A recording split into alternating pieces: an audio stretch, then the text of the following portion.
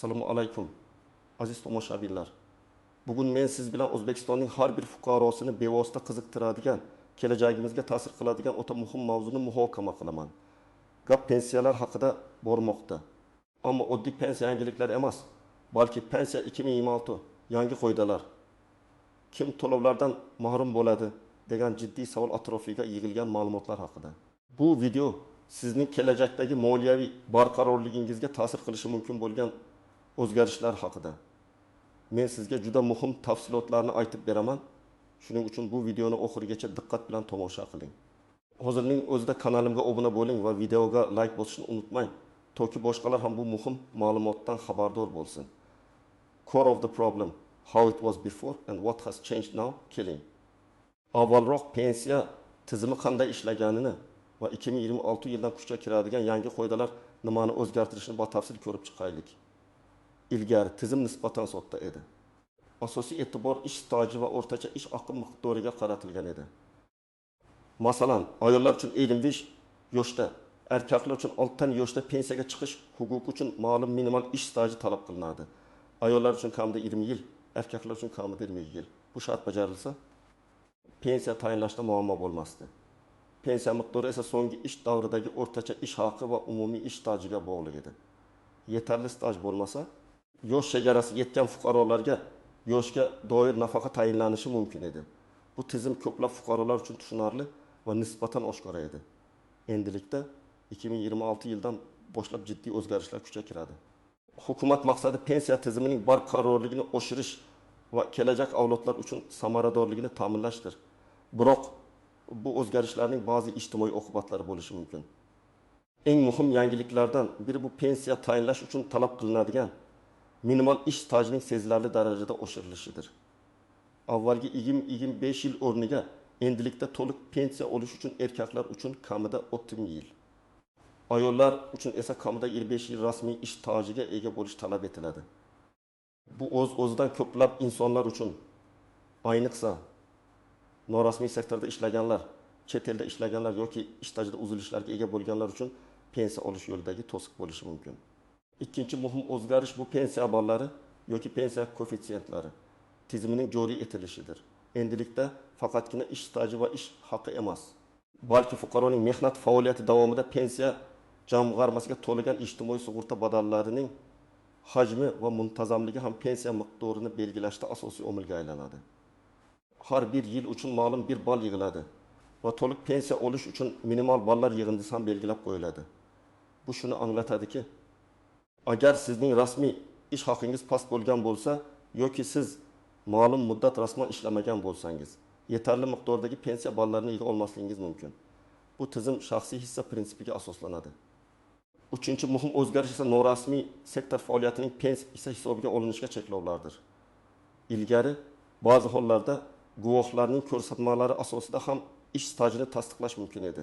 Endilikda faqatgina rasmiy ravishda rasmiylashtirilgan, mehnat daftarchasiga yozilgan va ijtimoiy sug'urta badallari to'langan ish staji hisobga olinadi. Bu norasmiy ishlagan yoki xorijda ishlagan. Ammo tegishli badallarni O'zbekiston pensiya jamg'armasiga o'tkazmagan fuqarolar o'z ish stajlarining bir qismidan mahrum bo'lishlari mumkinligini anglatadi.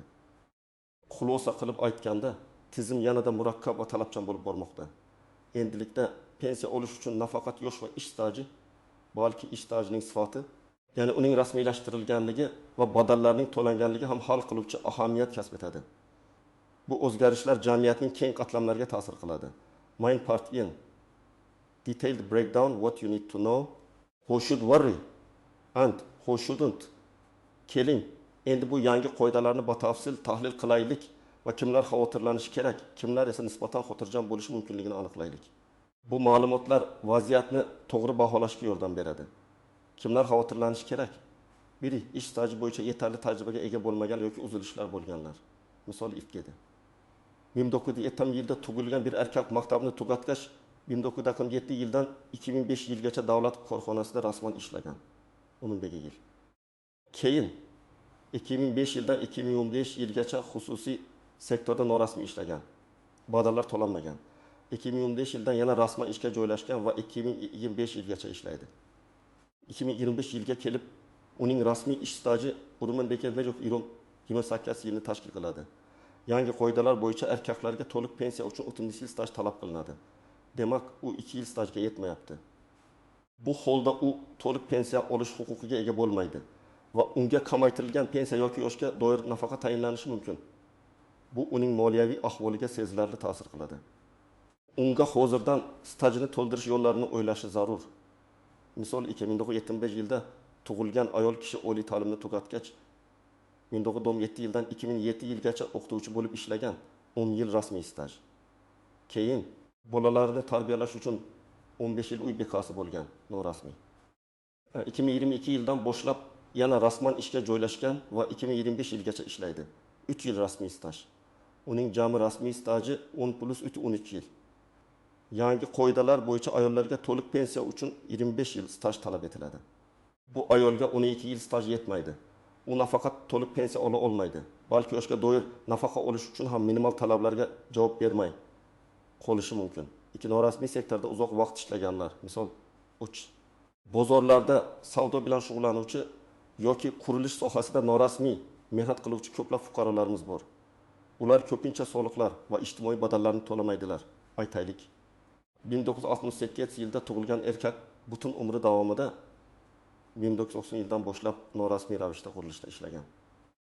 Uning hech qayerda rasmiy ish staji qayd etilmagan. Ilgari guvohlarning ko'rsatmasi bilan ba'zi hollarda stajni hisobga olish mumkin edi. Endilikda bu imkoniyat deyarli yo'q. Ya'ni uning 30 yildan ortiq mehnat faoliyatining pensiya hisobiga kiritilmaydi. 2022 yilda u pensiya yoshiga yetganida rasmiy ish staji 0 bo'ladi va umuman pensiya ola olmasligi, faqatgina eng kam miqdordagi ijtimoiy nafaqaga umid qilishi mumkin bo'ladi. Pensiya jamg'armasiga muntazam va yetarli badallar to'lamaganlar. Misol 4. Yana bir misol, 1972 yilda tug'ilgan erkak kishi.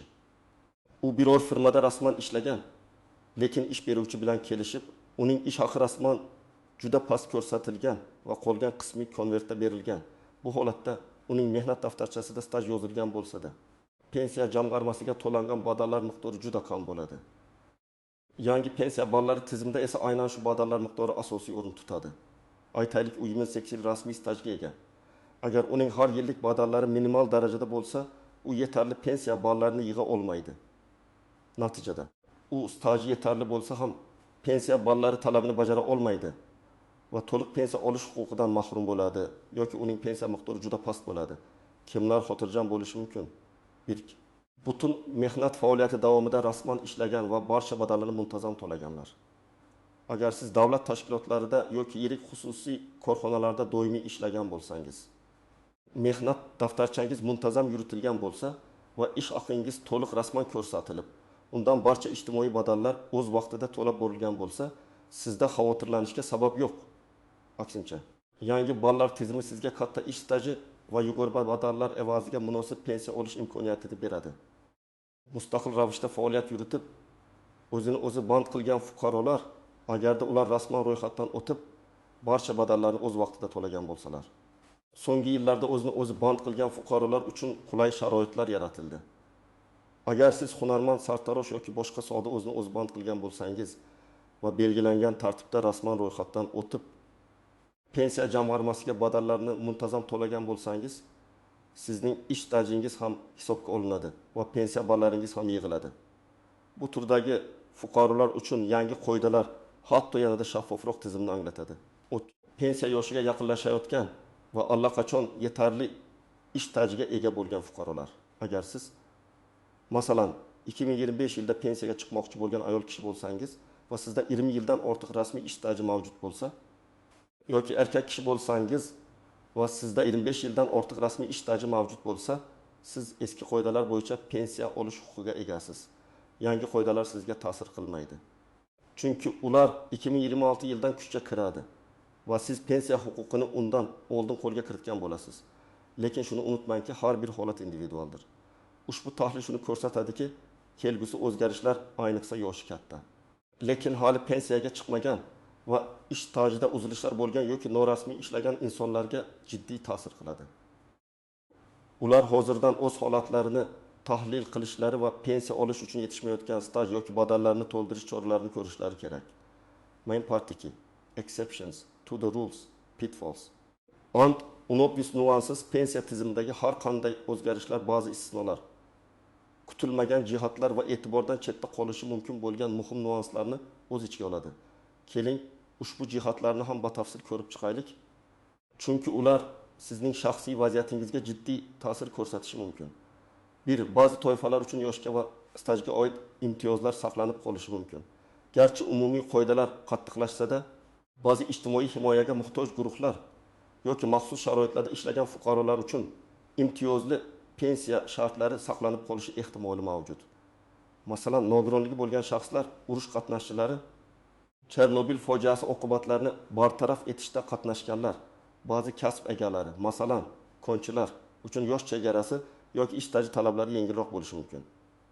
Bunday imtiyozlarning ham shartlari o'zgarishi, masalan, qo'shimcha tasdiqlovchi hujjatlar talab qilinishi mumkin. Shuning uchun agar siz shunday toifalardan biriga mansub bo'lsangiz, pensiya jamg'armasi hududiy bo'limiga murojaat qilishingiz shart. 2. O'zbekistondan tashqarida ishlagan davrlarni pensiya stajiga hisoblash muammosi. Ko'plab fuqarolarimiz Rossiya, Qozog'iston, Turkiya va boshqa mamlakatlarda mehnat faoliyatini olib borishadi. Bu davrlarni O'zbekistonda pensiya stajiga qo'shish hozir ham ancha murakkab jarayon. Buning uchun ishlagan mamlakatingizdan rasmiy ma'lumotnomalar, mehnat daftarchasi nusxalari va to'langan sug'urta badallari haqidagi hujjatlarni taqdim etish talab qilinadi. Yangi qoidalar kuchga kirgach, bu jarayon yanada qattiqlashishi mumkin.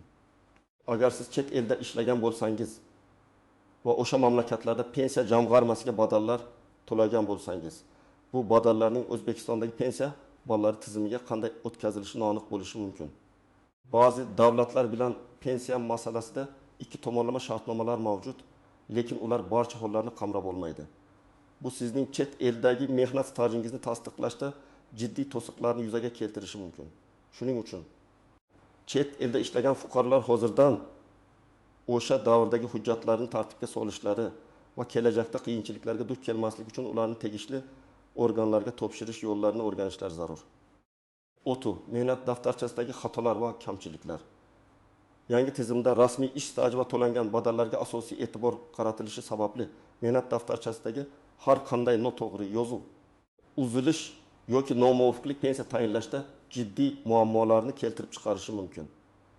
Masalan, ishga qabul qilish va ishdan bo'shatish sanalari orasida farqlar, korxona nomi o'zgarishi bilan bog'liq yozuvlardagi chalkashliklar yoki hattoki familiyangizning noto'g'ri yozilishi ham savollarga sabab bo'lishi mumkin. Ilgari bunday xatolar nisbatan osonroq tuzatilgan bo'lsa, endilikda har bir yozuvni tasdiqlash uchun qo'shimcha arxiv ma'lumotnomalari talab qilinishi mumkin. Agar korxona tugatilgan bo'lsa, bu jarayon juda murakkablashadi. Shu sababli har bir fuqaro o'z mehnat daftarini hozirdan tekshirib chiqishi va undagi barcha yozuvlarning to'g'riligiga ishonch hosil qilishi kerak. Har qanday xatoni imkon qadar tezroq tuzatishga harakat qiling. 4. Pensiya yoshiga yetgan, ammo staji yetarli bo'lmaganlarga ijtimoiy nafaqalar. Yangi qoidalar kuchga kirgandan so'ng pensiya yoshiga yetgan, ammo to'liq pensiya uchun talab qilinadigan ish staji yoki pensiya ballarini yig'a olmagan fuqarolarga to'liq pensiya o'rniga yoshga doir ijtimoiy nafaqa tayinlanishi mumkin. Bu nafaqa miqdori odatda pensiya miqdoridan ancha kam bo'ladi. Bu albatta fuqarolarning hayot sifatiga salbiy ta'sir ko'rsatadi. Bu holat ayniqsa umrining katta qismini uy bekasi bo'lib o'tkazgan ayollar yoki norasmiy sektorda ishlagan erkaklar uchun dolzarb. Ularga to'liq pensiya emas, balki faqatgina minimal ijtimoiy qo'llab-quvvatlash taqdim etiladi. 5. Ish stajini sotib olish imkoniyati.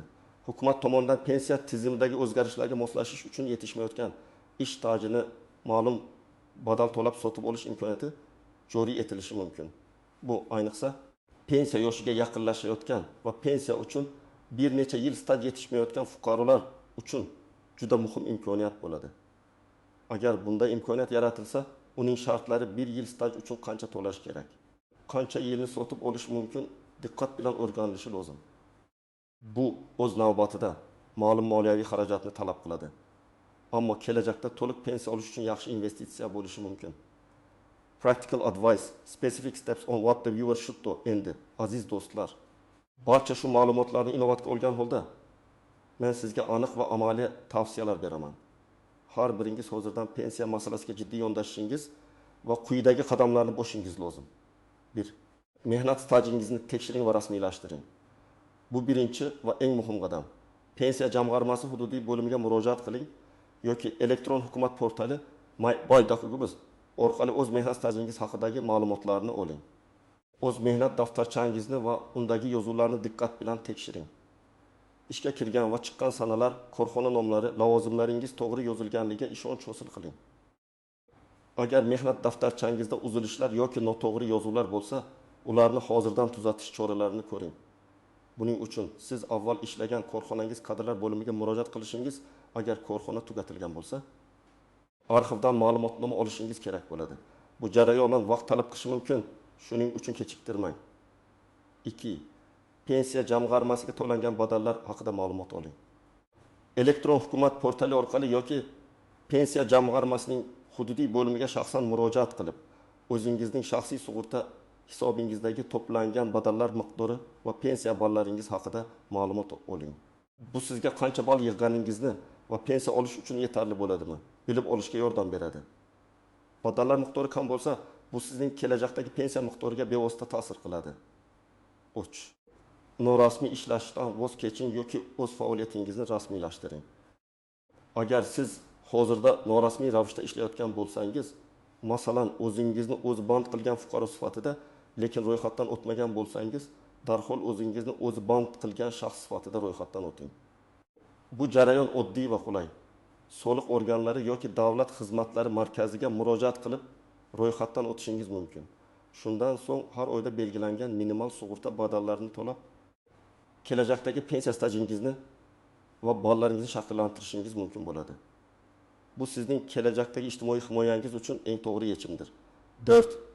Ish beruvchingizdan rasmiy ish haqi to'liq ko'rsatilishini talab qiling.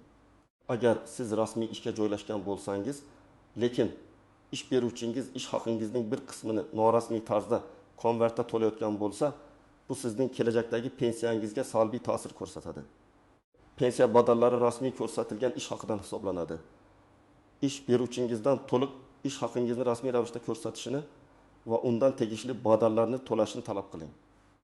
Bu sizning qonuniy huquqingiz. Agar ish beruvchi buni rad etsa, tegishli organlarga Mehnat inspeksiyasi, soliq idorasi murojaat qilish huquqingiz bor. 5. Chet elda ishlagan davrlarni tasdiqlash uchun hujjatlarni to'plang.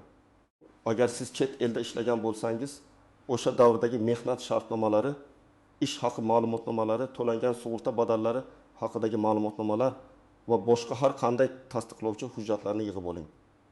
Bu hujjatlarni O'zbekistonning tegishli muassasalariga taqdim etish uchun tayyor turing. Agar ularni yig'ishda qiyinchiliklarga duch kelsangiz, diplomatik vakolatxonalarimiz orqali yordam so'rash imkoniyatlarini o'rganing. 6. Mutaxassis bilan maslahatlashing. Agar sizning vaziyatingiz murakkab bo'lsa yoki yuqoridagi tavsiyalar sizning holatingizga to'liq mos kelmasa, pensiya jamg'armasining yuristlari yoki ijtimoiy himoya bo'yicha mutaxassislari bilan shaxsan maslahatlashing. Ular sizning individual holatingizni ko'rib chiqib, aniq tavsiyalar bera oladilar. Conclusion and final hook, aziz do'stlar, bugungi videoda men sizga pensiya 2026 yangi qoidalar, kim to'lovlardan mahrum bo'ladi mavzusini batafsil yoritib berishga harakat qildim. Biz pensiya tizimidagi kutilayotgan asosiy o'zgarishlarni, kimlar xavotirlanishi kerakligini, kimlar esa nisbatan xotirjam bo'lishi mumkinligini tahlil qildik. Shuningdek, mavjud istisnolar, nozik jihatlar va siz amalga oshirishingiz kerak bo'lgan aniq amaliy qadamlarni muhokama qildik. Unutmangki, bu ma'lumotlar sizning shaxsiy moliyaviy kelajagingiz uchun juda muhimdir. Pensiya bu har bir insonning munosib qariyalik davrini ta'minlaydigan ijtimoiy kafolatdir. Yangi qoidalar kuchga kirgunga qadar o'zingizning holatingizni to'g'irlash uchun hali vaqt bor. Hozirdan harakat qiling. Bu video siz uchun foydali bo'lganiga umid qilaman. Agar savollaringiz bo'lsa, izohlarda yozib qoldiring. Videoga like bosishni va kanalimga obuna bo'lishni unutmang. Toki kelajakda ham shunday muhim ma'lumotlardan birinchilardan bo'lib xabardor bo'lib boring. Keyingi videolarda ko'rishguncha xayr.